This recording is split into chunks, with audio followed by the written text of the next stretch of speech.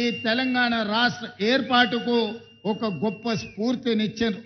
అందుకే శ్రీకాంతాచారి స్ఫూర్తితో కాంగ్రెస్ పార్టీ అధికారంలోకి వచ్చిన మొదటి సంవత్సరమే రాష్ట్ర ప్రభుత్వంలో 60,000 ప్రభుత్వ ఉద్యోగ ఖాళీలను భర్తీ చేసి ఈ తెలంగాణ ఉద్యమం ఉద్యోగాల కోసమే అన్న సంగతిని ఆనాడు నిరూపించి మొదటి సంవత్సరంలోనే 60,000 ఉద్యోగాలు ఇవ్వడం జరిగింది. ఇప్పుడు ఇంకొక 40,000 ఉద్యోగాల కోసం ప్రణాళికలు రచిస్తున్నాం. తొందరలోనే ఇంకా 40,000 ఉద్యోగాలు ఇచ్చి 2.5 సంవత్సరాలు పూర్తి చేసుకునే లోపల 1,00,000 ఉద్యోగ ప్రభుత్వ ఖాళీలను భర్తీ చేయడం ద్వారా ఇది ప్రజా ప్రభుత్వం ప్రజల కోసమే పనిచేస్తుంది, ప్రజల ఆకాంక్షలను నెరవేరుస్తుందని ఈనాడు మనం నిర్ణయాలు తీసుకొని ముందుకు వెళ్తున్నాం. అదేవిధంగా మీకందరికీ తెలుసు, ఈ భారతదేశ మొట్టమొదటి ప్రధానమంత్రి ఆనాడు దేశం అభివృద్ధి జరగాలి అంటే ఈ దేశంలో ఉన్న నిరక్షరాస్యతను తొలగించాలి, ఈ దేశంలో ఆకలి కేకలతోని ఆత్మహత్యలు చేసుకుంటున్న ఈ ప్రజలకు కడుపు నిండా పట్టెడు అన్నం పెట్టాలన్న ఆలోచనతోటి ఎడ్యుకేషన్ ఇరిగేషన్ విధానాన్ని ఆనాడు పండిత్ జవహర్లాల్ నెహ్రూ గారు ప్రవేశపెట్టిండ్రు. వారి స్ఫూర్తితోనే ఈనాడు మన ప్రభుత్వం నడుస్తుంది. అందుకే శాతవాహన యూనివర్సిటీకి అవసరమైన ఇంజనీరింగ్ కాలేజీలు, లా కాలేజీలు మీకు కావాల్సిన నిధులను ఈరోజు మంజూరు చేయడం జరిగింది. ఇదే కాదు, ఈనాడు మాటలు మాట్లాడుతున్నారు, 1,00,000 కోట్లు పెట్టి కాళేశ్వరం కట్టినమన్నారు. ఆ కాళేశ్వరం కాస్త కూలేశ్వరం అయ్యి అక్కడ నిటారుగా నిలబడ్డది కూలిపోయిన కాళేశ్వరం. కానీ ఈనాడు కరీంనగర్ రైతాంగం ముందు నేను ప్రస్తావించదలుచుకున్నా, ఇక్కడ కట్టిన ఎస్ఆర్ఎస్పి ఆనాడు పండిత్ జవహర్లాల్ నెహ్రూ గారు మొదలుపెట్టి కడితే ఈనాటి వరకు మనము మంత్రులు ముఖ్యమంత్రులైన ఎస్ఆర్ఎస్పి ద్వారానే ఈరోజు కరీంనగర్ ప్రాంతానికి వరంగల్ ప్రాంతానికి లక్షలాది ఎకరాలకు నీళ్లు ఇస్తున్నాయి. మనం కట్టిన ఎస్ఆర్ఎస్పి ఎట్లుందో బీఆర్ఎస్ వాళ్ళు కట్టిన కాళేశ్వరం ఎట్లుందో ఒక్కసారి ఆలోచన చేయండి. ఇదే కాదు, బాక్రానంగల్ నుంచి మొదలు పెడితే నాగార్జున సాగర్ శ్రీశైలం వరకు ఈ ప్రాజెక్టులన్నింటినీ కూడా ఆనాటి మన పాలకులు మన ప్రధానమంత్రులు కట్టినాయి. ఈ రోజు దేశానికి సేవలు అందిస్తున్నాయి.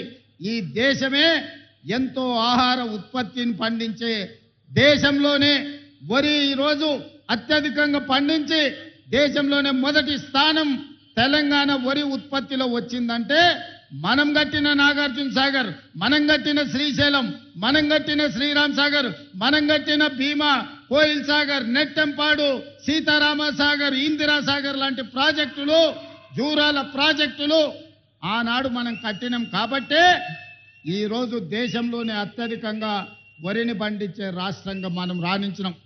పెద్దలు తుమ్మల నాగేశ్వరరావు గారు చెప్పినట్టు వచ్చిన ఎంబడే 21,654 కోట్ల రూపాయలు 25,35,000 రైతు కుటుంబాలకు 2 లక్షల రూపాయల వరకు రైతు రుణమాఫీ చేసి దేశంలోనే తెలంగాణ రాష్ట్రం ఇది రైతు రాజ్యంగా, వ్యవసాయం అంటే దండుగ కాదు, వ్యవసాయం అంటే పండుగ అని నిరూపించి రైతు రుణమాఫీ చేసిన ఘనత మన ప్రభుత్వానికి. ఇవాళ రైతు భరోసా ద్వారా 9 రోజుల్లో 9,000 కోట్లు 70 లక్షల పైగా రైతుల ఖాతాలలో 9 రోజుల్లో 9,000 కోట్లు వేసి రైతులను రాజులను చేయాలన్న ఆలోచన ఈరోజు కాంగ్రెస్ పార్టీ చేస్తుంది. దాదాపుగా కాంగ్రెస్ పార్టీ అధికారంలోకి వచ్చిన తర్వాత 1,04,000 కోట్ల రూపాయలు రైతుల కోసం వ్యవసాయం మీద మనం ఖర్చు పెట్టడం జరిగింది. అదేవిధంగా ఇక్కడ మా అక్కలు మా ఆడబిడ్డలు ఉన్నారు. అక్కలు పండుగ నాడు అమ్మగారింటికి పోవాలన్నా లేకపోతే అమ్మవారిని దర్శించుకోవాలన్నా ఇంటి ఆయనను కన్న కొడుకునో కిరాయి పైసలు అడిగే పరిస్థితి. అందుకే మా ఆడబిడ్డల అమ్మవారిని దర్శించుకోవాలన్నా లేకపోతే అమ్మను పోయి చూడాలన్నా ఆర్టీసీ బస్సులో ఇవాళ ఉచిత ప్రయాణం ఇచ్చినాం. 8,000 కోట్ల రూపాయలు ఉచిత ప్రయాణం కోసం ఖర్చు పెట్టినాం. దానికి మీ అభిమాన నాయకుడు ఇక్కడి శాసనసభ్యుడే పొన్నం ప్రభాకర్ గారి మంత్రివర్గంలో ఈరోజు ఆడబిడ్డలకు ఉచితంగా బస్సు ప్రయాణం.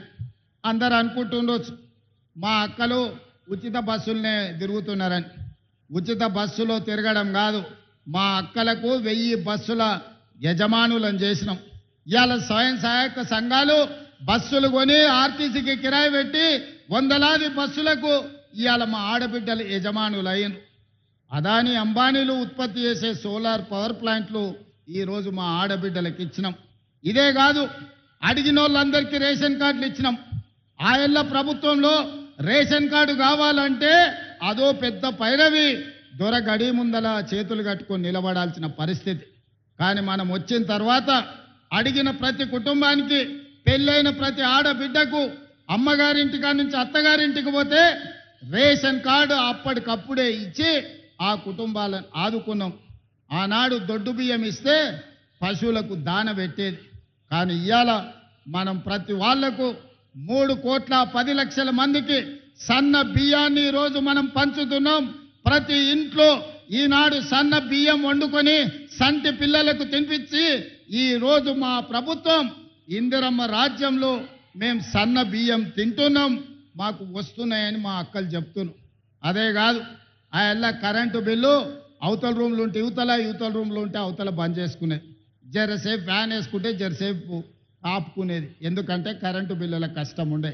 అందుకే ఇవాళ పేదవాళ్ళు ప్రశాంతంగా ఉండాలి అని అంటే, ప్రతి పేదవాడి ఇంటిలో వెలుగులు నిండాలి అని ఈరోజు 200 యూనిట్ల వరకు ప్రతి పేదవాడి కుటుంబంలో దాదాపుగా 50 లక్షల కుటుంబాలకు 200 యూనిట్లు ఈనాడు ఉచితంగా